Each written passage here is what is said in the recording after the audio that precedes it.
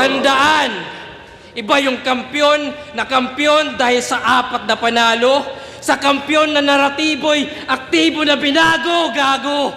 Most improved plus MVP, yan ay pinilit lang din. In-improve mo lang sarili mo, ako battle rap scene.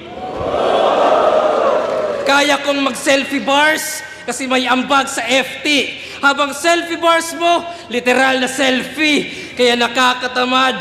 Maging DP ng flip-top, yan ang hangad. Trabaho mahirap. Kailangan ko mag-champion para guwapo na yung DP ng flip-top. Legacy yan. Yung goal ang chip. Yung bigger picture maging profile pic.